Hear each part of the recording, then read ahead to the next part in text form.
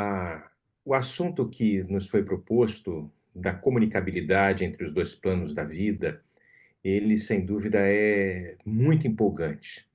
Se nós pudermos fazer aqui uma viagem em torno do momento histórico da humanidade, né, vamos perceber que a mediunidade, ou seja, essa faculdade que estar no meio entre os 2 planos, né, os 2 planos da vida, o plano físico, o plano material e o plano espiritual, é uma faculdade inerente a toda a humanidade. Não existe distinção, não existe etnia, não existe religião. Todos nós possuímos essa faculdade, esta capacidade de percepção do mundo espiritual em graus naturalmente diferenciados. Nós vamos ver então, de repente, nos homens primitivos, nos homens das cavernas, nas primeiras tribos, né? E chamavam que tudo que fugia à sua capacidade de compreensão de algo sobrenatural, né? Qualquer coisa que escapasse ao seu entendimento. Então, os fenômenos da natureza, por não serem bem compreendidos, eles recebiam as denominações, as venerações daqueles que estavam ainda não cientificados de toda a fenomenologia que a natureza propõe. Mas, muitas vezes, em consequência disso, estes homens primitivos rendiam cultos por não possuir, de uma certa forma, o senso moral e intelectual desenvolvido. E aí a gente vai percebendo que eles classificavam a fenomenologia e até as interseções no mundo espiritual, que não eram muito bem percebidas, como deuses, como toda uma mística em volta daquilo, né? E, naturalmente, vamos até perceber em algumas culturas os sacrifícios que eram feitos de animais e até de homens, rendendo, oferecendo, trazendo oferendas para estes deuses ainda não conhecidos. E tais cultos eram marcados por práticas exóticas, né? As magias, e aquilo perdurou por milênios, né? As forças espirituais eram completamente desconhecidas. Mas o tempo foi passando, os milênios incontáveis, os séculos foram passando, e o homem começou a entesourar conquistas nas suas sucessivas experiências reencarnatórias. Então, perante tais condições, ele vai aprendendo, o ser humano vai aprendendo e vai percebendo que, mesmo de forma empírica e de forma intuitiva, ele descobre-se possuidor de potenciais espirituais, de capacidade de percepção do mundo invisível, das quais, como eu havia dito, toda a humanidade é dotada. Há uma obra muito interessante, para quem não é espírita, mas gosta de ciência, eu recomendaria, se chama Evolução em Dois Mundos, é uma obra psicográfica. Ela é editada por um espírito chamado André Luiz, que teria sido um médico na Terra, e através desta capacidade mediúnica que Chico Xavier possui, ele ditou uma série de informações a respeito das questões relacionadas à mediunidade. E esse espírito que se comunica através do Chico Xavier, e particularmente na obra Evolução em Dois Mundos, vai falar a respeito das questões relacionadas à intuição, como se fosse os primeiros passos para a percepção do mundo espiritual. E à medida que o espírito evolui, como vai nos trazer André Luiz, ele aprende a refinar as ondas do pensamento, emitindo vibrações que atraem pensamentos e ideias de espíritos semelhantes. Semelhantes, quando eu falo, com o seu mesmo teor de moralidade. E esses espíritos podem estar encarnados, como nós aqui. Muitas vezes a gente pega um telefone e liga para alguém e fala: Nossa, estava pensando em você há 2 minutos atrás. As ondas viajam. E também nesta ambiente, nessa dos espíritos desencarnados, ou seja, a comunicabilidade entre os 2 planos da vida. Então, nesta emissão e recepção destas ondas mentais, vamos perceber que estamos inseridos numa grande cadeia de ondas que perpassam todo o universo, inclusive a gente aqui. Tem um celular aqui, ele está, sem dúvida, captando as ondas que são emitidas pela antena que está em algum lugar. E, da mesma forma, isso se passa Tudo bem. com as mentes. Então, Então, nesse processo, sim. as faculdades humanas, as faculdades perceptivas, elas ganham um certo conhecimento. O psiquismo humano, então, encontra-se um pouco mais bem estruturado. E como eu havia falado na obra Evolução em Dois Mundos, o nosso André Luiz, repetindo o que eu tinha falado há pouco tempo, a intuição, nas palavras deste espírito, André Luiz, a intuição foi o sistema inicial de intercâmbio entre os dois planos da vida. A gente às vezes tem uma intuição, acha que a ideia é nossa. Muitas vezes é, mas muitas vezes ela é soprada. Então, por esse motivo, esse sistema inicial de intercâmbio, a intuição, facilitando a comunicação das criaturas, mesmo que elas estejam a distâncias imensas. Eu posso estar aqui, o Paulo está em São Paulo, eu estou aqui em Miami, de repente ele vai, pensa em mim, eu falo, pô, estou com saudade do Paulo, aí pego o telefone e ligo, eu falo, estava pensando em você. Essas comunicações acontecem. Então, o ser espiritual, que somos todos nós, momentaneamente num corpo de carne, nos convencemos de que a mente é orientadora das necessidades evolutivas e que, ao permitir estas projeções mentais e as recepções mentais, nós, de uma certa forma, criando aqui uma espécie de uma analogia, envolvemos a pessoa que é o objeto do nosso pensamento numa espécie de campo energético. Lógico que eu estou fazendo aqui uma analogia. É como se fosse uma espécie de uma carapaça vibratória nas palavras do espírito André Luiz, nessa obra Evolução em Dois Mundos.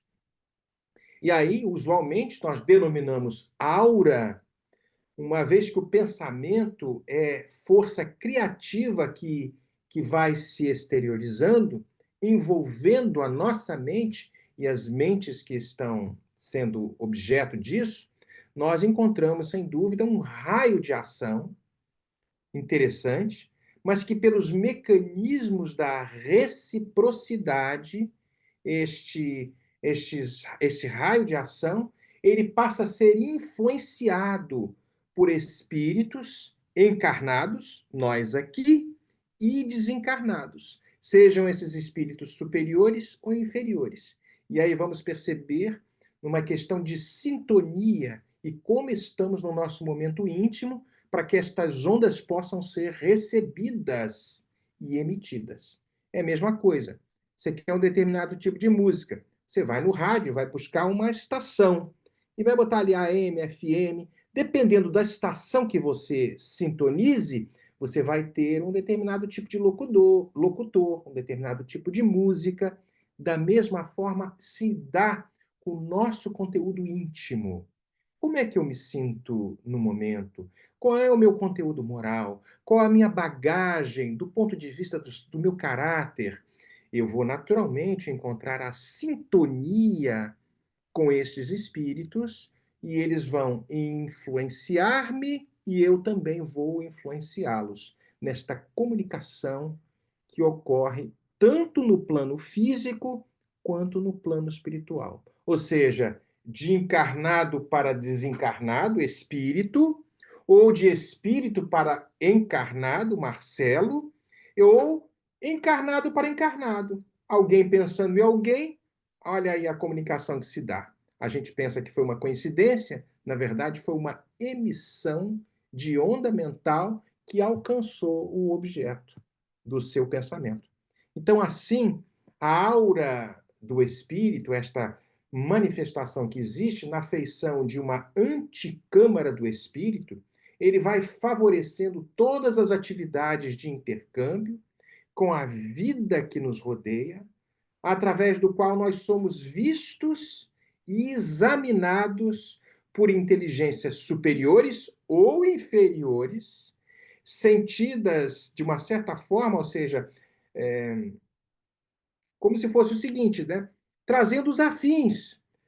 É interessante como é que André Luiz fala a respeito disso, porque nós somos, nesta grande onda, nesta grande aldeia global que vai muito além da nossa capacidade de compreensão e de percepção, mas nos dando a palavra final para que eu possa, modificando o meu interior, angariando a companhia dos bons espíritos e, desta forma, sendo influenciado, intuído também por estas entidades que fomos nós na Terra, mas que já alcançaram patamares mais elevados, que nos querem o bem. É uma lei realmente de afinidade.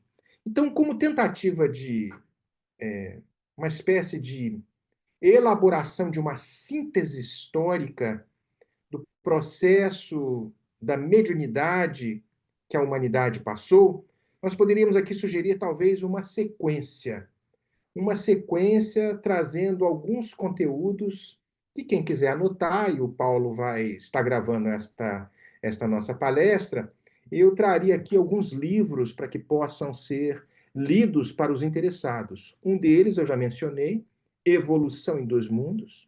É um livro extremamente científico, e ele é bem interessante porque ele é recebido por dois médiuns em cidades diferentes. Francisco Cândido Xavier recebe os capítulos pares e Valdo Vieira os capítulos ímpares. Cada um na sua cidade não sabiam que a obra estava sendo escrita. Num determinado momento, eles trocam informação e percebem que o mesmo espírito, André Luiz, traz a comunicação para um médium, Francisco Cândido Xavier, e para o outro médium, Valdo Vieira, e passam a trocar os capítulos e formarem este livro que traz conteúdos fora de série. Então, Evolução em Marcelo, Dois Mundos. Oi? Marcelo, deixa eu dar um palpite aqui. Não, não querendo tirar a sua recomendação, é um livro difícil de entender, concorda? Para quem é leigo. É um livro bem difícil, por isso que eu falei, é para pessoas que gostam de ciência. Ele é bem difícil. Então, quem não gosta de ciência, esquece esse livro, E né? não, porque Porque ele eu fala não sei, a impressão que eu tenho é que no mundo espiritual fala assim, eu vou sacanear esses caras que estão encarnados agora. Que a linguagem que eles mandam os livros para a gente são muito, a maioria são difíceis de você acompanhar. é verdade, é verdade. São complexos, são livros que acadêmicos, se é que eu posso dizer dessa forma. O próprio Chico Xavier, quando é interrogado em um programa que está no YouTube, o Pinga Fogo, foi um programa que foi apresentado em 1971. O entrevistador, um dos entrevistadores, faz a pergunta para ele a respeito desse livro. E ele fala: Eu não entendia patavinas do que eu estava escrevendo.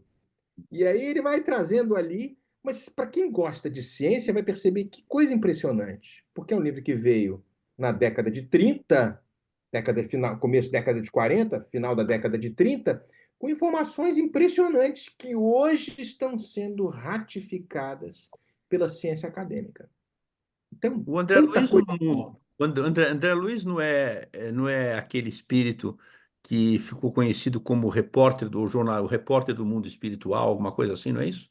Acho que eu li isso Não, em algum aquele teria sido Humberto de Campos. Mas o lugar. André Luiz era um repórter do mundo espiritual no campo da ciência, sem dúvida. E Uhum. existem algumas especulações, não pode ser provado, porque ele dá o codinome que ele dá é André Luiz, e a gente sabe que o nome dele, enquanto esteve encarnado, não era André Luiz, mas aparentemente foi o espírito de Carlos Chagas, Ah, o é? grande. São especulações, não se pode provar isso, mas existem as fofocas de bastidores trazem ele como sendo o Carlos Chagas, um dos Sim. médicos, um dos cientistas que conhecemos, né? Na década de 30, no Rio de Janeiro. Então, nós vamos percebendo esse livro, Evolução em Dois Mundos, e um outro livro que é de autoria de um grande estudioso de espiritismo, de Herculano Pires, que se chama O Espírito e o Tempo. Ele faz uma introdução antropológica do espiritismo e traz uma série de fatores: Ele é muito mediunidade bom. afetiva, mediunidade tribal, fetichismo, traz o mediunismo mitológico, mediunismo oracular, vai trazendo uma série de informações a respeito desta, deste movimento que a humanidade acaba por se dar conta de que tem a capacidade de comunicação com o lado de lá. A gente vai perceber, de repente, nas tribos africanas, quantas vezes e que vieram para o Brasil e outras localidades como escravos, mas com esta capacidade de, através das suas práticas mais rústicas, sem dúvida, através dos seus misticismos, mas com uma capacidade de percepção dos seus ancestrais, ou seja, dos avós que passaram. Aí a gente vai ver no Brasil o preto velho, todas essas entidades, sem eles terem a capacidade de discernir, mas, na verdade, espíritos que estiveram na Terra e agora no mundo espiritual, trazendo, através da mediunidade, informações, conselhos mais elevados ou menos elevados, conselhos rasteiros, conselhos inferiores, dependendo do grau do espírito que ali está se comunicando. E aí a gente traz Marcelo, aqui. deixa eu Oi, fazer uma pergunta. Desculpe eu estar interrompendo, mas sem problema. não, vamos lá. Então, quer dizer, você está dizendo o seguinte, que, vamos dizer, eu entro numa igreja, tá? Eu imagino que o ambiente espiritual numa igreja seja um ambiente bom, certo? Sim, Eu e vou ter é. espíritos perturbadores dentro daquela igreja? Você vai ter espíritos de todo naipe em vários lugares, porque o que que acontece? Há um ditado muito clássico: a pulga acompanha o cachorro. Então, nós somos o cachorro que trazemos as pulgas referentes à nossa capacidade de sintonia. Você acha que, mesmo nos tempos evangélicos, quando Jesus ali estava pregando, ele que foi o máximo do máximo das questões relacionadas à religiosidade, quantos obsidiados, quantos endemoniados, quantos espíritos imundos naquela linguagem rústica do Novo Testamento ali estavam, mesmo nos ambientes ditos como sagrados. Então a gente vai percebendo que há, sem dúvida, aquelas entidades complicadas dentro de ambientes bons, mas há uma seleção. No centro espírita, para quem não está familiarizado com as questões do centro espírita, o centro espírita é um local onde palestras são conduzidas. O Paulo pode fazer aqui, trazer algumas explicações.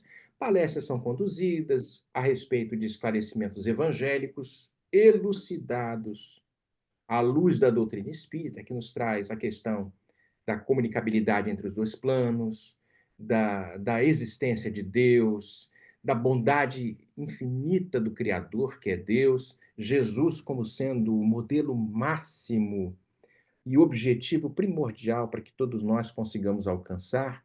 Então, neste local, o Centro Espírita, existe uma administração encarnada, que são o presidente da casa, os diretores, mas existe uma orientação e uma organização espiritual, que nos escapa muitas vezes a presença, a percepção, melhor dizendo.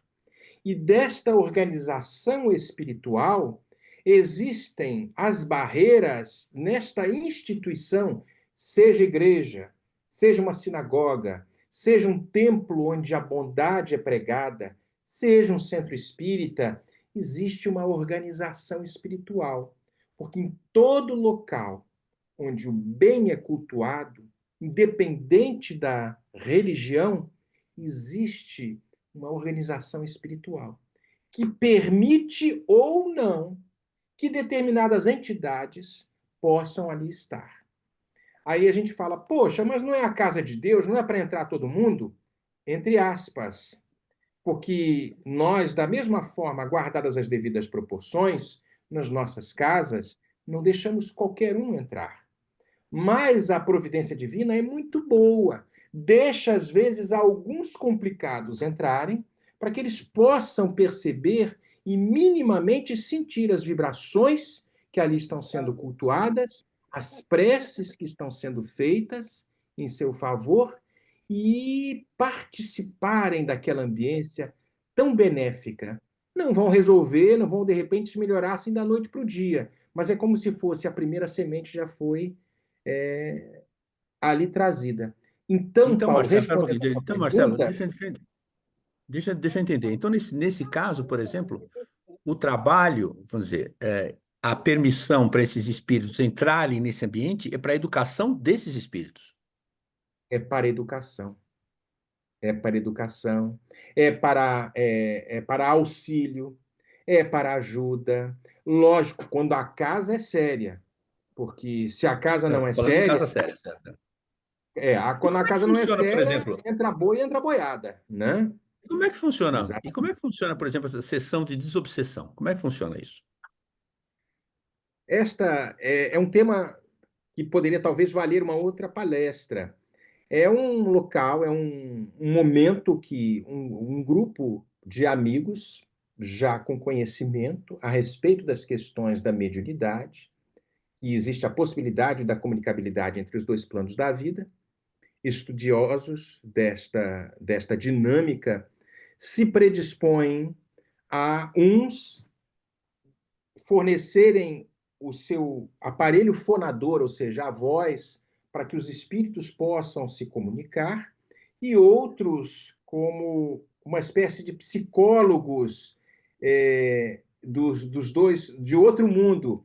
Como é que, eu vou te dizer mais ou menos como é que seria. Da mesma forma que existe uma sessão de psicanálise, o psicólogo ou psiquiatra pede para que o paciente ali deite no divã e comece a conversar a respeito dos seus problemas, e ele escuta e orienta, da mesma forma ocorre com uma reunião mediúnica, ou algumas reuniões de desobsessão, que são reuniões mediúnicas para fins mais específicos.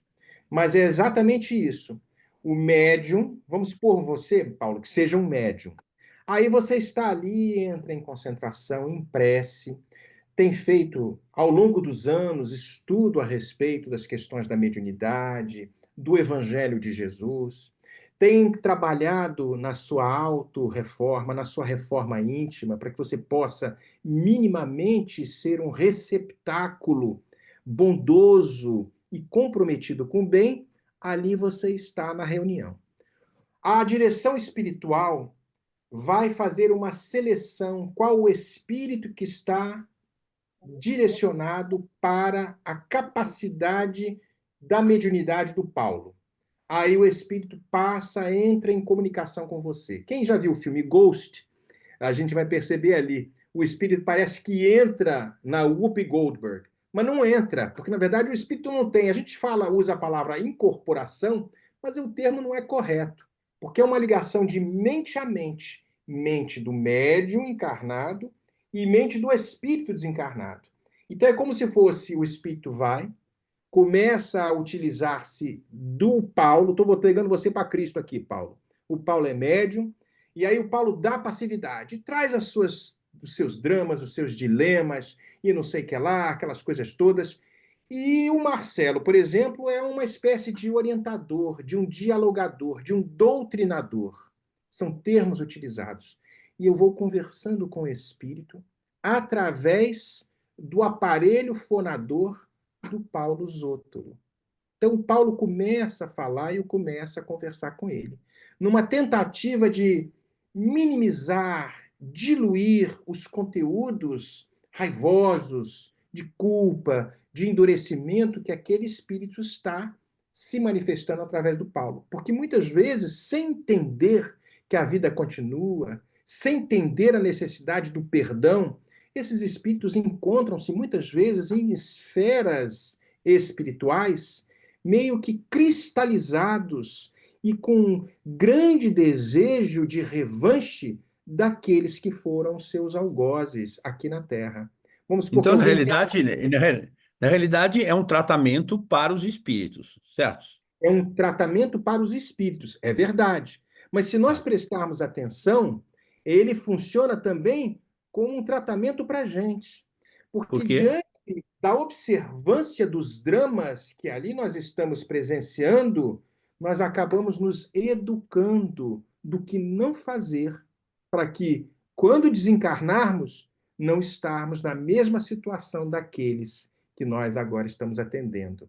É muito melhor a gente aprender com o erro do outro do que aprender na própria carne. Então, E não como é sei que se fazia, ficou claro. e como é que fazia antes, por exemplo, antes de existirem essas reuniões mediúnicas, depois antes de Allan Kardec, vamos chamar o mundo antes de Allan Kardec, como é que esses espíritos eram tratados?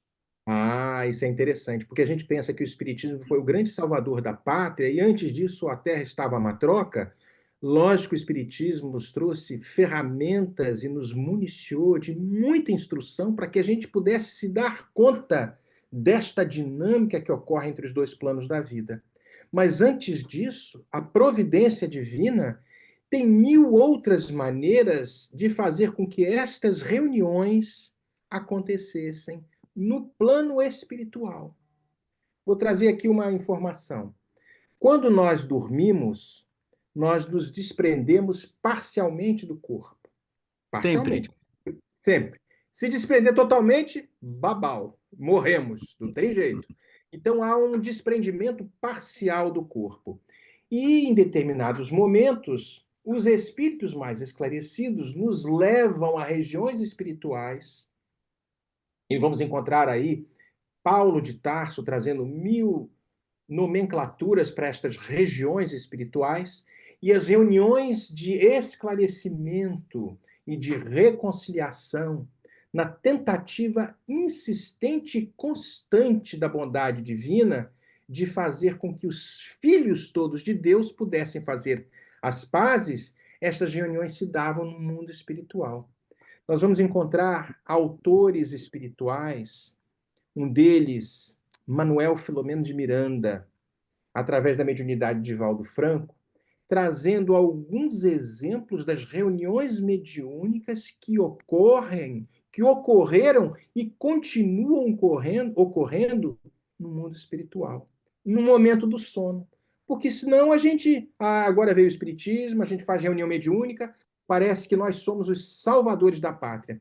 Veja como nos coloca, de repente, numa posição de superioridade, de primazia, nossa, eu sou o Sassamutema, né? Não sei quem gosta da novela aí, né? O salvador da pátria. Mas não. Então, Deus fornece todas as possibilidades para que os seus filhos possam se instruir através do diálogo, do auxílio, do perdão, da benevolência para com todos, da indulgência para com as imperfeições alheias que todos temos e do perdão das ofensas. Isso ocorre entre os dois planos da vida. Por isso que esta comunicabilidade entre os dois planos sempre existiu e sempre existirá. Sejamos católicos, evangélicos, budistas, judeus, espíritas, ateus, tenhamos nenhuma religião, estamos sendo influenciados e influenciamos o mundo espiritual. E somos agora muito mais responsáveis, uma vez cientes destes fatos, com relação às nossas ações e às nossas atitudes. Então, tudo isso, eu não sei se te respondi a pergunta, Paulo, Uhum. e a gente vai abrir depois aqui para algumas perguntas que queiram ser feitas, e vamos tentar responder na medida do possível, voltando à viagem histórica, nós vamos perceber que nas diversas raças, nas diversas etnias, a questão relacionada ao fenômeno mediúnico existiu. Então, por exemplo, os egípcios, né? A mediunidade de cura, que era especialmente relatada no Livro dos Mortos, mas os fenômenos de emancipação da alma eram especialmente conhecidos pelos egípcios antigos e praticados. Vamos ver, de repente, os hindus, o livro dos Vedas, encontram-se descritas todas as etapas da iniciação mediúnica e do intercâmbio com o mundo espiritual. E os hindus se revelam como mestres no domínio das práticas anímicas, tais a gente vai perceber aí o faquirismo, o desdobramento espiritual, o sujeito passa por aquela cama cheia de prego e tudo, ele está em transe, ele está como se fosse o corpo, o espírito foi para outro canto, porque está cheio de prego ali. Então, são estados de emancipação da alma que, sem dúvida, vão nos convidar a algumas reflexões. Mas nós podemos, de repente, chegar a um ápice nos Hebreus, onde a mediunidade, naquele povo hebreu, ela vai revelar-se exuberante, até na Bíblia, no Velho Testamento. Vamos aí ver as, as manifestações dos profetas, que eram médiuns. Então, o profetismo é um tipo de mediunismo que mais se destaca e que marca o surgimento do primeiro, da primeira religião monoteísta, ou seja, de um Deus só, o judaísmo. Então, nesse cenário, nós vamos ver aí uma figura notável no Velho Testamento, a figura de Moisés, médium de poderosas faculdades, de poderosos recursos, e ele vai ver aí o primeiro livro psicografado na Terra, um livro de pedra. Ele traz no Sinai os 10 mandamentos. Ele traz, é o que? Comunicação entre os dois planos da vida. Então a gente vai perceber. Mas tem algumas passagens também no Velho Testamento que são interessantes e que a Igreja Católica e algumas correntes cristãs trazem isto como se fosse uma absoluta abominação às comunicações entre os dois planos da vida. No Velho Testamento, Paulo, e todos que aqui nos assistem, nós vamos encontrar em Deuteronômio, ali no capítulo 13, nos versículos, não me recordo, capítulo 13, no Velho Testamento, Deuteronômio, falando, mostrando que Moisés proíbe a comunicação entre os dois planos da vida. Ninguém proíbe o que não existe, verdade? Eu vou proibir um negócio que existe. Então, a proibição de Moisés, a comunicação entre os dois planos da vida, mostra que existia esta possibilidade. Mas nós vamos ver ali que o intercâmbio que era favorecido trazia reminiscências de outras culturas, principalmente ligadas ao Egito. Os médiuns não eram os mais elevados moralmente, ali que estavam. Então, o que acontece? As comunicações espirituais acabavam tendo sintonia com espíritos de baixíssima categoria. E as intuições, as mensagens, o profetismo que vinha era de baixa qualidade. O que Moisés faz para aquele povo rude ainda, com pouca bagagem moral? Ele, como educador, ele fala: chega, não pode, é proibido. Ainda bota uma chancela, Deus proíbe. E vai matar quem foi que se comunicar com os espíritos. Natural e foi saudável o que ele fez. Mas aí a gente dá um pulo para o Velho Testamento também, numa parte ali de um outro livro, o do Pentateuco do Velho Testamento, que é o livro de Números, onde ele permite que alguns hebreus pudessem se comunicar, porque tinham bagagem moral um pouco mais elevada, e aí sim, ou seja, para vocês dá para comunicar, para outros não. Então a gente percebe nessa seletividade que Moisés tenta administrar que a comunicação entre os dois planos sempre existiu. Sempre existiu.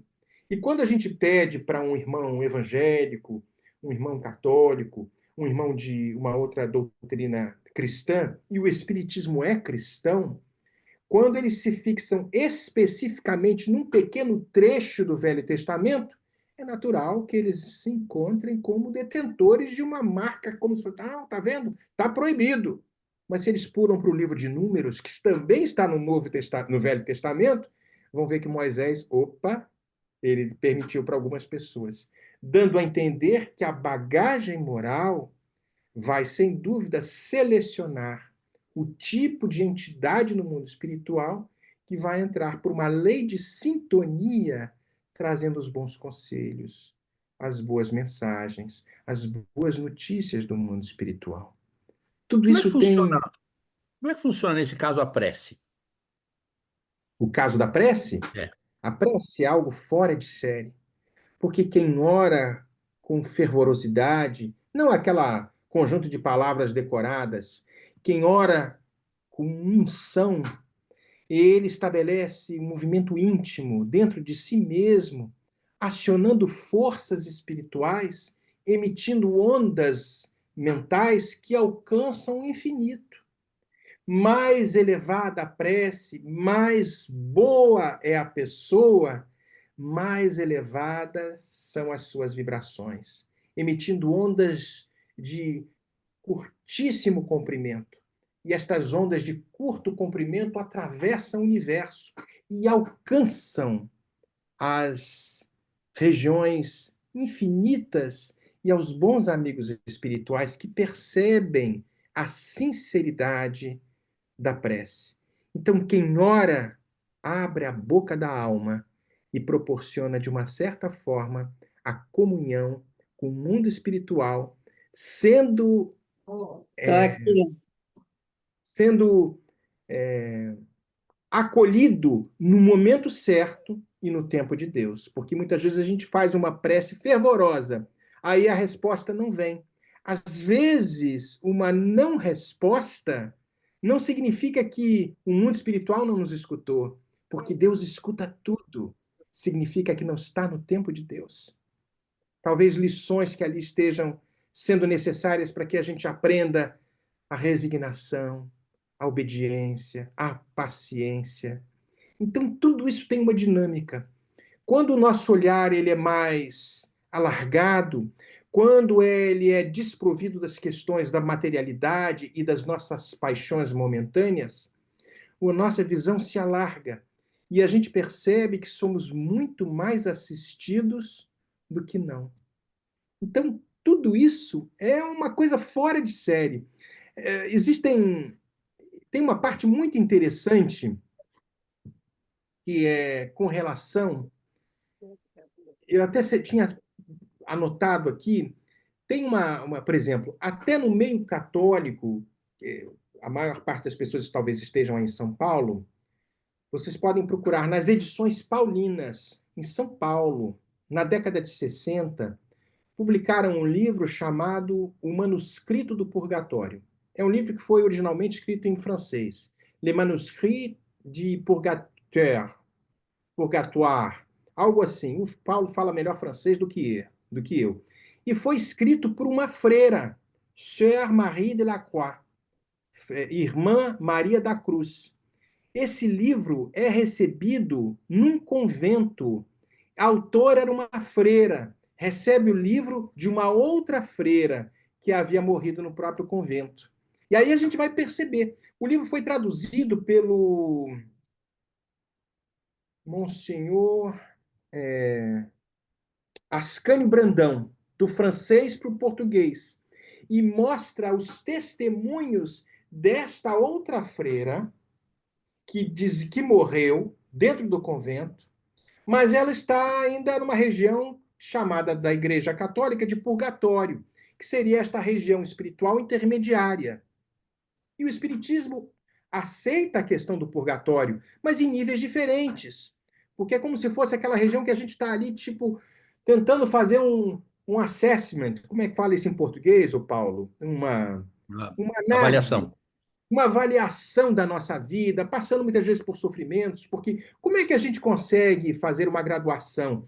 Quem morre vai para o céu direto ou vai para o inferno? Mas tem gente que foi boa, mas não foi tão boa assim. E tem gente que foi má, mas não foi tão má. Então, nessa estratificação de planos da vida, e o nosso Paulo não errou no título, porque são vários planos existenciais no mundo espiritual, e até na nossa condição aqui na Terra, nós temos aqui várias situações. Numa cidade, nós vemos as zonas insalubres e vemos as regiões nobres. Não é, de uma certa forma, uma estratificação? Lógico. Então, não estamos falando que as pessoas numa região insalubre, numa favela, sejam más, porque existe muita gente boa e de altíssima bagagem moral lá, e gente muito má nas regiões nobres.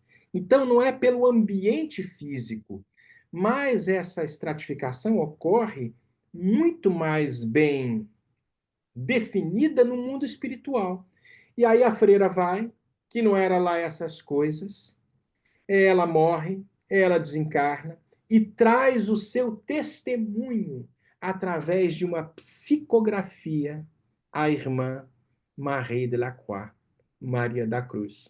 E a Igreja Católica aceita e chancela esta psicografia católica, mostrando que os mortos se comunicam, as almas se comunicam com todos nós e que estamos mais submetidos a estas influências do que imaginamos. Então, nestas interações que ocorrem entre os dois planos da vida, nós podemos decidir quem eu quero que seja a minha companhia. E eu vou definir na medida do possível quando empreender melhoras dentro de mim mesmo. O verdadeiro espírita, é uma frase muito conhecida no movimento espírita, não é o santo, porque o santo não precisa nem estar aqui na Terra encarnado. O verdadeiro espírito, porque ele já está nas regiões espirituais elevadas.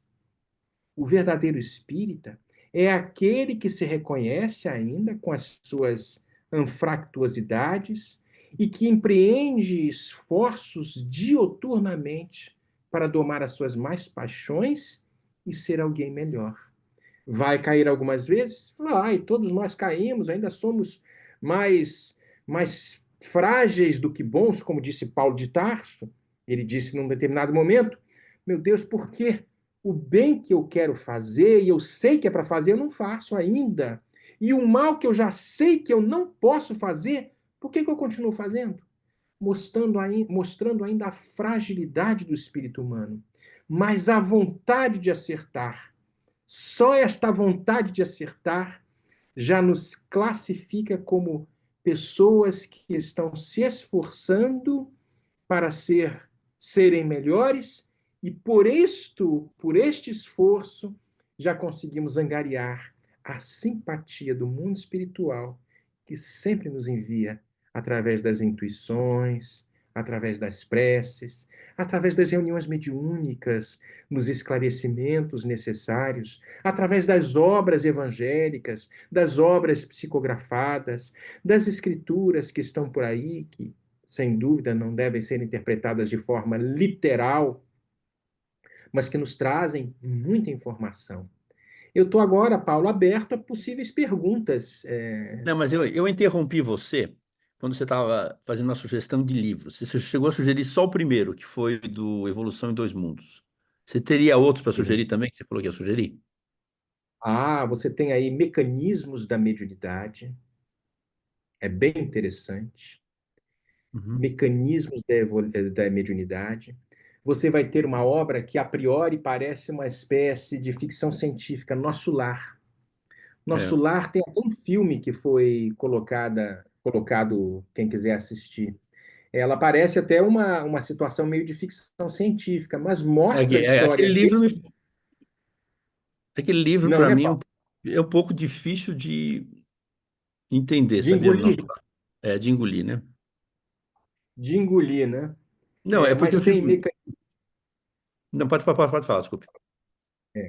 Agora eu vou recomendar um livro bem interessante para que a gente possa ter. É um livro mais acadêmico e é básico. O Céu e o Inferno. É o quarto livro da codificação kardeciana, de Allan Kardec. Como é que esse livro foi feito? Ele é dividido em duas partes. Ele é dividido na primeira parte, onde Allan Kardec traz uma análise das religiões e como elas enxergam o céu, o inferno, purgatório, anjos, demônios, todas estas visões, diversas religiões. E na segunda parte desta obra, nós vamos encontrar vários testemunhos de espíritos nas suas diversas condições e eles se apresentaram nas reuniões mediúnicas, e o Paulo trouxe a questão da reunião mediúnica, na Sociedade Espírita Parisiense, em 1860, começou em 1857, começou antes até. E essas reuniões foram acontecendo e os espíritos ali se manifestando nas suas diversas condições. Espíritos felizes, criminosos, suicidas, espíritos criminosos endurecidos, espíritos medianos. Então, uma série de testemunhos ali. E nós vamos perceber de como eles viveram vai exatamente corresponder à condição que eles se encontram muitas vezes no mundo espiritual. Vocês vão ver também espíritos que estão no mundo espiritual muito felizes e que na terra sofreram o pão que o diabo amassou. Num movimento de renúncia, talvez, nessa estrada infinita da vida, nas múltiplas reencarnações, aprendendo talvez o que no passado não haviam executado. E aí escolheram uma vida de renúncia, de sacrifício, até de pobreza, de doença, mas encontrando-se no mundo espiritual em perfeita felicidade. Então é um livro que eu Marcelo, recomendaria. deixa eu fazer uma pergunta. Cada um de nós traz dentro de nós um lado bom e um lado não bom, vamos dizer, um lado ruim. Conforme você vai evoluindo, o lado bom vai prevalecendo, certo? É. A evolução, quer dizer, a bondade que você desenvolve dentro de você e a caridade, isso acontece pelo conhecimento ou pela experiência do lado mal? Como é que isso daí se transforma? Cada um vai se dar de uma forma diferente. Isso é até uma pergunta, é a pergunta 780 do Livro dos Espíritos. E Allan Kardec pergunta: como é que se dá esse desenvolvimento humano? A gente, como se ele coloca como se fosse tivéssemos duas asas, a asa moral e a asa da intelectualidade, ou seja, da inteligência. Muitas vezes, Paulo, a inteligência vai primeiro. Tanto é que nós vemos muitas personalidades na Terra com graus de inteligência inimagináveis, mas com baixíssima moral. Verdade? E Uhum. muitas vezes nós vemos pessoas boníssimas com pouco conhecimento intelectual. Então isso vai variar muito. Mas os espíritos respondem a Kardec que geralmente a parte da intelectualidade vai na frente, o desenvolvimento da inteligência. E como nós somos seres dotados de inteligência, a gente percebe que cada vez que eu faço mal, pode ser que eu me dê bem momentaneamente. Quando eu falo momentaneamente, no espaço de uma vida. Mas eu vou sofrer as consequências, porque vou me encontrar no mundo espiritual sofrendo as consequências do mal que fiz. É. Como nós somos seres de raciocínio, ou seja, já utilizamos a inteligência, eu começo a perceber: opa, se eu fizer o mal, eu vou me dar mal. Então a gente tenta, num primeiro momento, ser bom, nem que seja por malandragem. E aí, Então, isso eu quero dizer o seguinte: você passa a ser bom com medo das consequências de ser mal, e não porque você tem vontade de ser bom. perfeito, perfeito. Você vai ver muitas vezes, em algumas igrejas, o medo do diabo. Eu morro É. de medo de ir para o inferno, então o que que eu deixa eu ir correr, ficar na linha aqui, porque senão o diabo vai me pegar na curva. Então, às vezes, para alguns estados, em alguns momentos, em alguns conteúdos psicológicos da humanidade, o medo funciona para esse tipo de situação. Mas vai chegar momento em que não mais nós teremos medo dessas situações, porque por quem nós fomos criados? Por Deus. O que é Deus? Que concepção nós poderíamos trazer aqui para Deus? Causa primeira de todas as coisas. Inteligência primeira do universo. E a gente, se pudesse trazer aqui os atributos da divindade, suprema bondade, infinita paciência para com todos nós, infinita misericórdia. Se tudo isso são atributos do Criador e tudo que ele faz é bom, eu não posso admitir alguém mal fazendo alguma coisa ruim. Um Deus com essas características constrói, vamos botar dessa forma, bem didática. Faz ali o espírito primitivo, ainda sem conhecimento, ignorante de ignorar estas leis. Vai passando pelos processos todos das múltiplas reencarnações.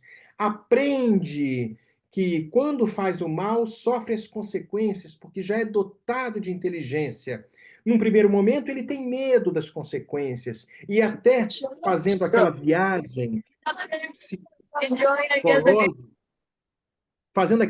psicológica, e histórica, quando os deuses, quando as tribos primitivas, por medo das entidades que eles não conheciam, que eram os fenômenos da natureza, rendiam até sacrifícios humanos, nós vamos perceber todos esses primeiros momentos de ignorância do espírito. Mas, ao longo dos milênios, nós vamos percebendo que algo dentro de cada um de nós vai sendo despertado. É como se fosse uma semente que está ali dentro. Essa semente é enterrada no fundo da terra.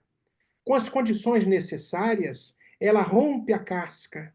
Ela rompe a casca e faz uma força imensa para romper aquelas camadas de terra até ela ver a luz. Guardadas as devidas proporções e trazendo-se de uma forma analógica, uma analogia, isso se dá conosco também. Utilizo-me das questões da inteligência, angario o poder momentâneo, sou chefe da tribo, mas matei um bocado de gente, fiz um estrago danado, mas eu sou o chefe da tribo. Mas vai ter um determinado momento que tem uma outra tribo do outro lado que também tem alguém que se destacou por essas possibilidades, exercício do livre-arbítrio. Chega uma hora que essas duas tribos brigam, e aí um mata o outro. Neste ciclo, que um mata o outro mata um, fica aquela coisa, aquele redemoinho de vários ciclos, tem uma hora que a ficha cai. E a ficha cai da seguinte forma: isso não está dando certo. Vamos ficar junto? Vamos. E aí são despertados. Isso não vai acontecer numa vida. Bota a vida nisso, Paulo. E aí são conteúdos que são despertados aos poucos. E esses conteúdos são divinos. Como a semente que eu trouxe, que aguarda o momento e a condição adequada para que ela possa romper a casca e virar uma grande árvore. A gente tem um jargão muito utilizado no Espiritismo. Alguém se modifica ou pela dor ou pelo amor. Muitas vezes é a dor que vai bater nas nossas portas. Utilizando-se da inteligência, a gente é reincidente nestes movimentos. Vai ter uma hora que eu canso de sofrer. Mesmo utilizando as mesmas situações de inteligência, as dores são exacerbadas. Só tem uma solução. Eu não posso esperar o resultado diferente se as mesmas soluções.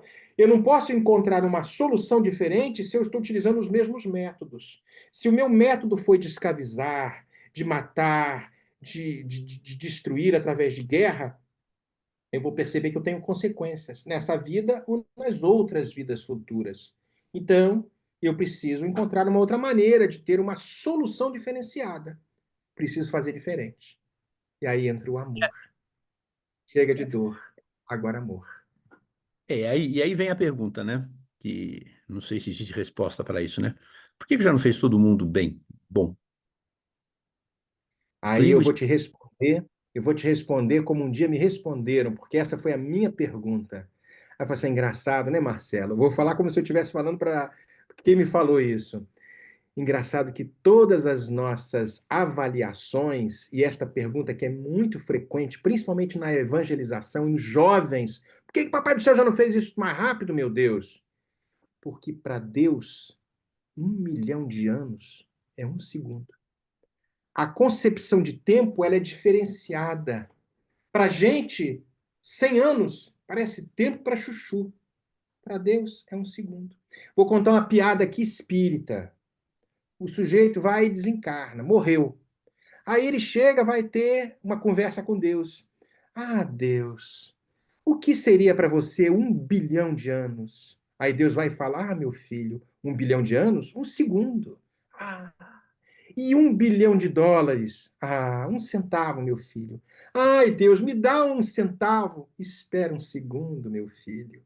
Então a gente vai percebendo que isto tem um tempo diferente. É o tempo de cair a ficha. E esse tempo de cair a ficha vai variar ao infinito para cada um de nós. Temos aqui Então, várias pessoas. Marcelo, Oi, Pera um pouquinho. Então, tudo que tem, existe no universo é criação de Deus, concorda? concordo. O mal é criação de Deus?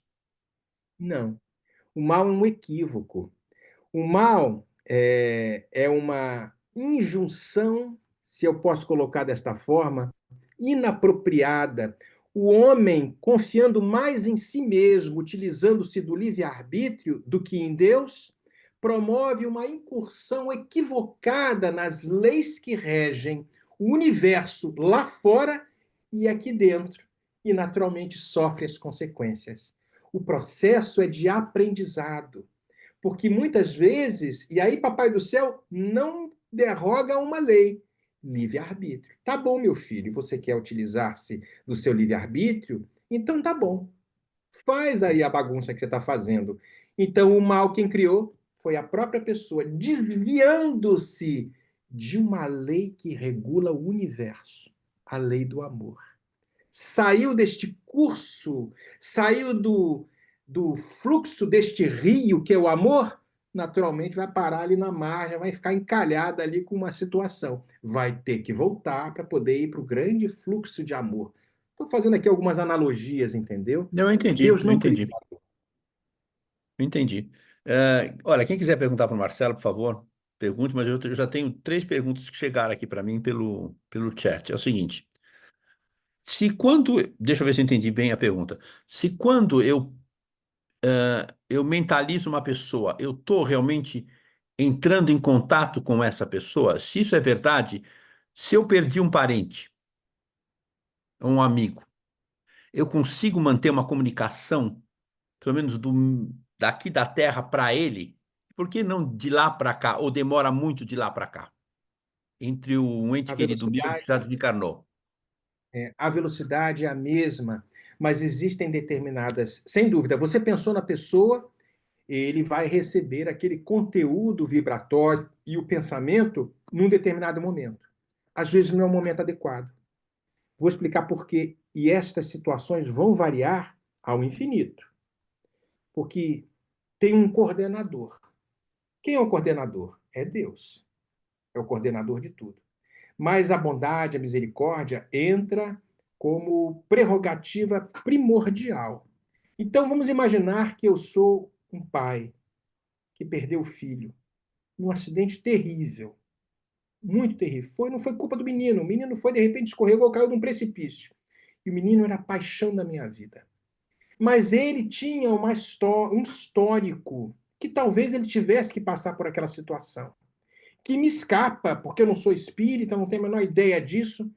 O meu pensamento, o meu pensamento de raiva até de Deus e de querer estar com ele, pode ou não impactá-lo de tal forma que às vezes, não sempre, a providência divina, os bons espíritos filtram de alguma forma, porque o menino vai perceber no mundo espiritual o drama do pai que está em profunda agonia aqui na Terra. Então, olha que coisa terrível. O menino já tem mérito, não merece de repente aquelas vibrações. Lógico que eles estão ligados e que vão se reencontrar. Não há absoluta dúvida. E muitas vezes se reencontram no sonho. Quantas vezes, eu sei, minha mãe, papai desencarnou há 2 anos e meio, há 3 anos. E às vezes eu sonho com ele e tudo. Será que eu tive com meu pai? É possível que sim, é possível que não. Então, resumo da história, voltando ao caso do filho, da pessoa que perdeu um ente querido, na verdade não perdeu, se separaram momentaneamente. O pensamento chega até ele, naturalmente que chega até ele, e chega na velocidade do pensamento, não é nem da velocidade da luz, 300 mil quilômetros por segundo. Velocidade do pensamento. Pensou, já foi. Atravessou o universo. Então, vamos conversar com Albert Einstein, porque ele fala que tudo que passa, ultrapassar a lei, a velocidade da luz, teria que ter uma massa infinita. Eu sou engenheiro e o Paulo também sabe disso, então é uma outra conversa aqui. Mas vamos voltar aqui para o espiritismo. A pessoa recebe o pensamento no mundo espiritual, sem dúvida que recebe. E sem dúvida que esta pessoa pode se comunicar com a pessoa, com o pai, com a mãe, com o querido que aqui está na Terra. Mas essa comunicação vai acontecer de diversas formas, através do sonho, através de um pensamento. E elas muitas vezes serão filtradas por uma questão de bondade da divindade, não deixando que o impacto vibracional alcance os entes queridos, estejam eles encarnados ou desencarnados. Lógico que isso vai variar, como eu falei no começo, varia ao infinito. Mas, muitas vezes, nós não recebemos a mensagem imediatamente. Isso demora um tempo. Quantas vezes o espírito no mundo espiritual não está em condições de emitir, de mandar uma mensagem? Vamos imaginar aqui um caso. Quando nós temos um amigo muito querido, mas ele está no hospital. Ele está no hospital, você quer muito falar com ele. Você liga para o hospital, chama a enfermeira. Como é que está fulano? Está bem, eu posso falar com ele? No momento ele não pode atender. Ele está em tratamento. Então aguarde mais um pouquinho. Guardadas as devidas proporções, nesta infinita variação de mil possibilidades, algo similar pode estar acontecendo no mundo espiritual. Então, ele vai receber no tempo certo a mensagem, a comunicação, o conteúdo vibratório, mas no tempo certo. Ficou confuso? Bom, a pergunta não foi minha, mas eu acho que foi bem claro. Se tiver dúvida, eu não sei porque as pessoas não gostam de falar com você, eles preferem escrever a pergunta, mas, por favor, fiquem à vontade, tá? Ah, a outra pergunta, como é que eu sei distinguir, bom, não sei. A pergunta é, como é que eu sei distinguir uma boa ou de uma má intuição? Ah, coloca esta intuição que você está recebendo, coloque-se no lugar do outro. Você gostaria de receber esta intuição? É a lei áurea que Jesus falou. O que você gostaria de fazer? Faz para o outro o que você gostaria de receber, né? Então, se essa intuição ela tem como objetivo a denigrição, a maldade, o assassínio, o crime para alguém, com certeza não é uma boa intuição. Sem dúvida que não. Lógico que nós temos conteúdos, às vezes, não muito ajustados. Não somos perfeitos e temos ainda momentos de raiva. Todos nós temos, em graus diferentes. Então, nesta constância das nossas paixões mais vis, tenhamos cuidado, porque a gente começa, às vezes, com um pensamento pequenininho de ódio, de raiva, de vingança, seja lá o que for. De repente, a gente percebe que aquilo vira um furacão dentro da gente. Com certeza, estamos angariando companhias do mesmo naipe vibratório inferior que potencializam pensamentos inferiores que nós ainda possuímos. Então, nestas intuições, nestas que recebemos muitas vezes do mundo espiritual, nós prestemos atenção. Será que é uma boa intuição? Analisando do ponto de vista evangélico, do ponto de vista da caridade, como era entendida por Jesus, na benevolência, na indulgência, no perdão? Aí a gente vai ter a resposta. Com certeza a gente vai ter a resposta. Aliás, é uma frase que eu aprendi lá no Conscious Living. Quando antes de vocês começarem a sessão, vocês projetam, normalmente é de alguns livros, né? Eu achei muito interessante que fala assim, se você é o tipo de pessoa que não leva desaforo para casa, você pode não levar o desaforo, mas você leva um espírito obsessor com você, né? Levamos, levamos. Ô Marcelo, mas aí já é uma pergunta mais minha aqui. E quando você fala e não faça para os outros o que você não quer fazer para você, por isso que você vai distinguir entre uma boa de uma má intuição, mas às vezes, por exemplo, não tem nada a ver. Por exemplo, eu tenho uma prática de sempre que eu entro em alguma reunião, eu faço uma prece antes, esperando que eu receba Ótimo. boas intuições sobre o que eu vou estar decidindo ali. Né? Não tem a ver se eu quero saber se o que eu vou estar decidindo vai afetar o outro ou não. Eu estou pensando em mim. Estou pensando se as decisões que Perfeito. eu estou tomando em relação ao negócio são boas ou não. Mas às vezes eu posso estar recebendo uma intuição ali também, né? Dependendo do meu Não. nível de vitória no dia, né? Ah, sem dúvida, sem dúvida. É uma ótima pergunta essa que você fez, até porque a nossa visão, uma vez, veja que o Espiritismo é fantástico, ele nos traz ferramentas adicionais para que a gente possa ser um pouco mais consciente na vida. Nós, naturalmente, estamos aqui na Terra, a gente precisa comer, precisamos das coisas materiais, precisa ganhar dinheiro, tem que pagar a casa, tem que comprar isso, tá tudo certo, não tem problema. A gente precisa, tá na cara e tem que estar vivendo na cara. Não dá para dizer o guru vivendo de prana, né? De ar. Não dá. Mas quando você vai para uma reunião de trabalho, de negócio, e faz a prece como você faz, eu recomendaria também, e eu acredito que você faça isso. Eu acho que isto é bom para mim, mas me ajude, caso não seja uma boa solução para Eu faço. o meu espírito imortal, não para uma condição temporária, porque vou trazer uma repetição, uma fala de Jesus. Que adianta ganhar o mundo e perder a alma? Então, nesta oração Eu que faço nós mais podemos. ou menos assim. Eu não fico pensando muito no mundo do lado de lá, não. Quero resolver o assunto aqui, entendeu?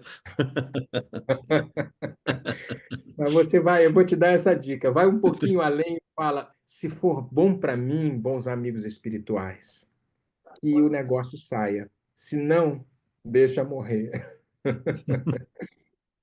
Tá, eu tenho Que a mais gente uma. Eu tenho parece bom às vezes, mas de repente é uma armadilha lá na frente, É né? verdade, é verdade, é verdade, é verdade. Tem uma pergunta aqui, a última que eu tenho.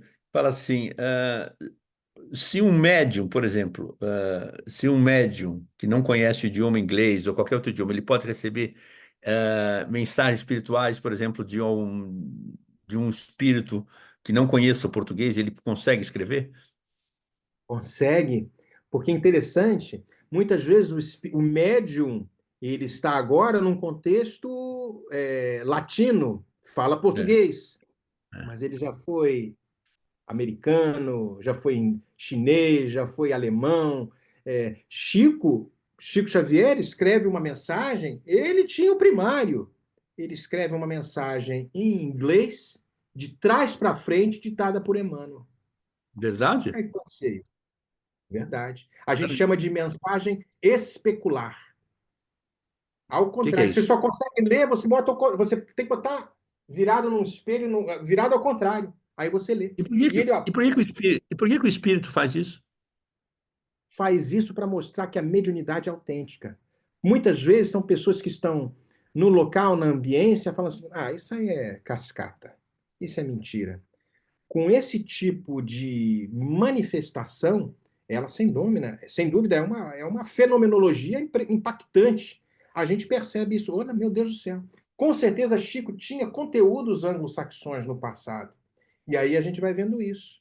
Nós temos, por exemplo, uma reunião mediúnica, uma senhora que começou a falar francês, ela não fala francês. E saiu, desengatou a falar francês. Não, Tinha isso eu já sido vi, alguém.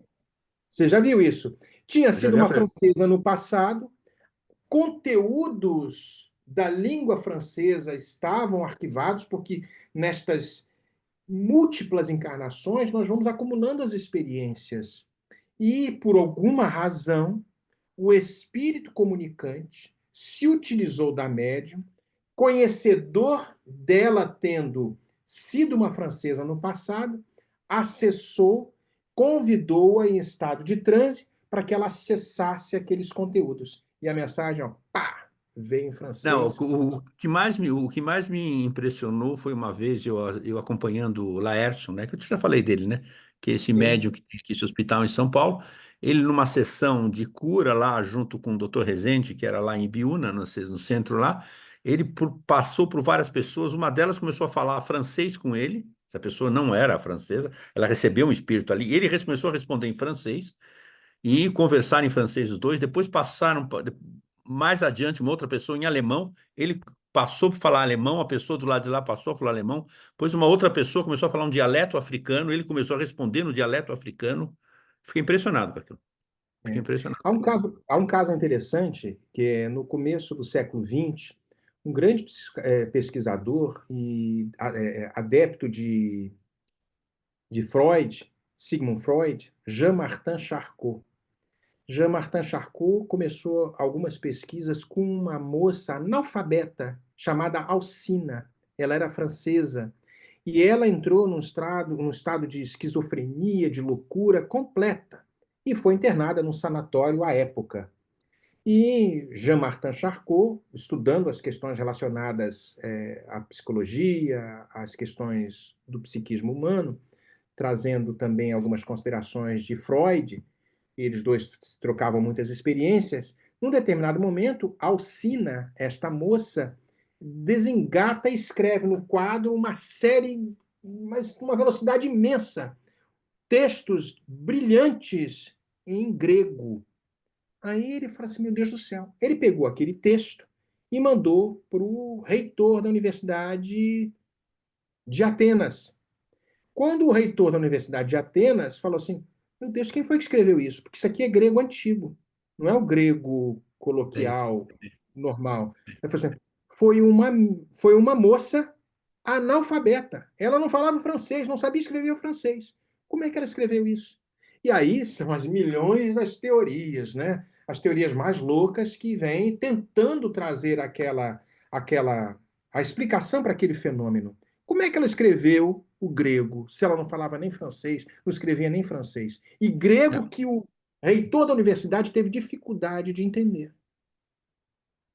Então, tudo isso a gente vai perceber que são possibilidades neste fenômeno que se chama mediunidade. Marcelo, obrigado. Alguém tem uma pergunta que queira fazer verbalmente, Marcelo? Se não, pode mandar mensagem.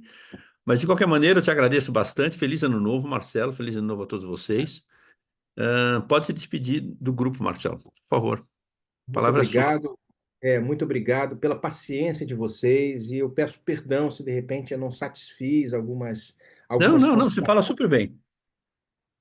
Muito obrigado. E um abraço para vocês, um feliz ano novo. E estamos aí, de repente, para alguma dúvida. O que eu souber responder, eu respondo. Se não, eu peço auxílio, peço ajuda. Tá bom? Obrigado. Boa noite a todos, tá? Marcelo, Muita Marcelo, paz, Boa boa noite noite, a vocês. boa noite. Boa noite.